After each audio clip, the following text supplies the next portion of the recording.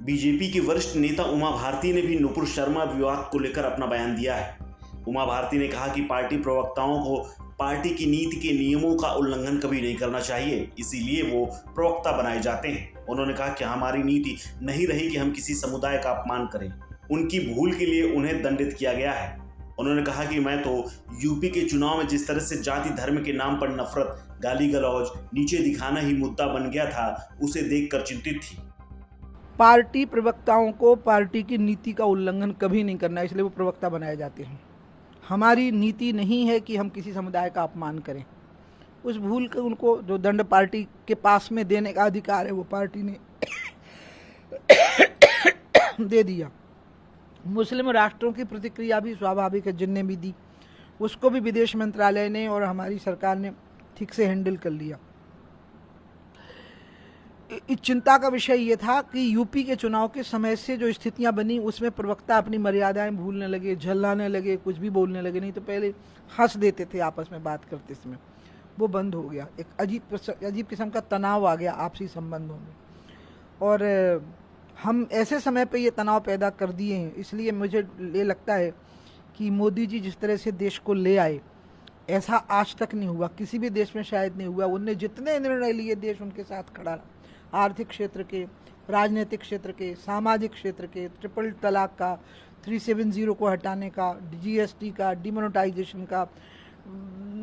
ऐसा कब हुआ है कि जिस तरह से अभिनंदन वर्धमान की वापसी हुई है सम्मानजनक तरीके से,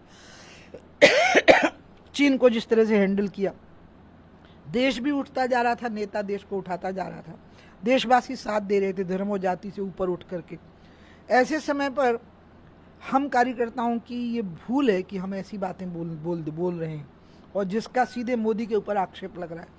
इसलिए हम सबका कर्तव्य है कि हम आइंदा से इसमें पूरी सावधानी बरतें।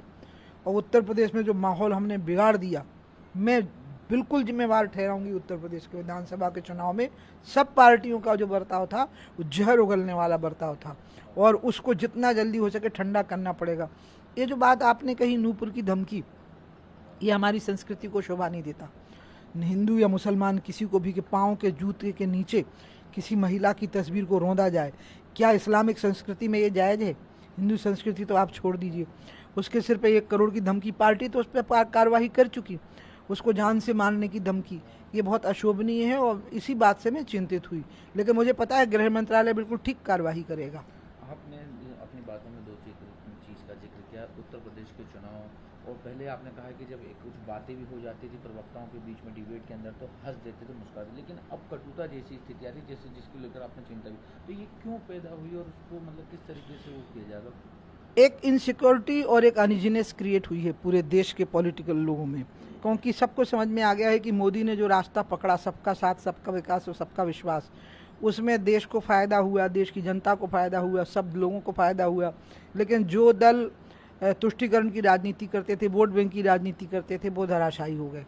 तो अब सबके अंदर सर्वाइवल का भय आ गया, और उसमें उत्तर प्रदेश में जो स्थितियां उन्होंने बना दी, आपने देखा होगा जिस तरह से अखिलेश ने गाली गलौज किया, हमारे लोगों ने भी जवाब दिए। मैं तो सबको बराबर जिम्मेवार मानूंगी, क्योंकि हमारी पार्टी ने खुद कुछ लोगों को नाम लिए हैं, कुछ लोगों के कि तुम बोल नहीं सकते। अब इसका मतलब वो बोल रहे थे, इसका मतलब हमारे यहाँ से भी आग में घी डाला जा रहा था। और ये बहुत अच्छा किया है साहब, भाजपा ने एक आदर्श उदाहरण प्रस्तुत किया है कि नाम लेकर के कुछ लोगों को कहा गया कि तुम बोलना नहीं। तो मुझे विश्वास है, भगवान करे जल्दी शांति हो जाए, क्योंकि देश में अब विभाजन तो नहीं हो पाएगा, लेकिन देश में देश के अंदर विभाजन होने लग जाएगा, गली मोहल्लों में, मार्केटों में। उस विभाजन को अगर हमें रोकना है, सद्भाव को बनाए रखना है, तो बीजेपी चूँकि रूलिंग पार्टी है तो हमारी जिम्मेवारी है देश के लिए, संगठन के नाते भी हमारी जिम्मेवारी है, और रूलिंग सत्तारूढ़ पार्टी के नाते भी हमारी जिम्मेवारी है कि हम इसमें पहल करें।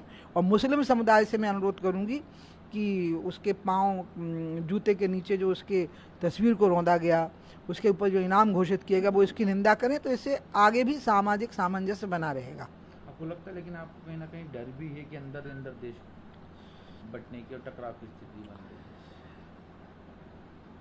ये बहुत ऊपर की सतह पर है, गहराई में नीचे जो मुसलमान पढ़ लिख गए हैं वो धर्म को मानते हैं लेकिन कट्टरपंथी नहीं हैं।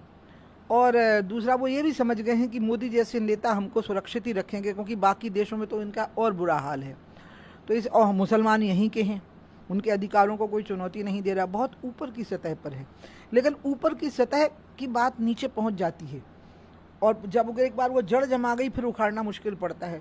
उसके पहले ही कुछ मामलों में इसलिए कार्रवाई जैसे पार्टी ने कर दी अपनी तरफ से, प्रवक्ताओं को कह दिया कि चुप रहो, ठीक से बोलो, संयत भाषा बोलो, कुछ नेताओं को तो कह दिया बिल्कुल ही मत बोलो।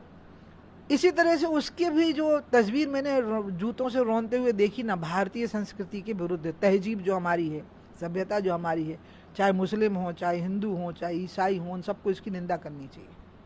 इसके साथ ही अलकायदा है, अलकायदा जैसे आतंकी संगठन है, ये लोग भी धमकी दे रहे हैं आतंकवादी ब्लास्ट करने की। अलकायदा एक नाम है, उनके पास कुछ लोग हैं, ये सही है, लेकिन हम लोग अलकायदा से नहीं डरते, ना इस देश के लोग डरते। हमने बहुत आतंकवाद का सामना किया, हमने बहुत माओवाद का सामना किया है, हमने बहुत बलिदान दिए हैं, आर्मी के, पैरामिलिट्री फोर्सेस के, हर पार्टी के दलों के नेताओं के, हमारे देश के 2 प्रधानमंत्री मारे गए आतंकवादियों के हाथ से। हम सब लोग हमेशा खतरे की जद में रहते हैं, लेकिन इसके बाद में भी हम नहीं डरते। अलकायदा क्या चीज़ है हमारे लिए? कुछ नहीं। इस खबर में फिलहाल इतना ही। अपडेट्स के लिए बने रहिए वन इंडिया हिंदी के साथ।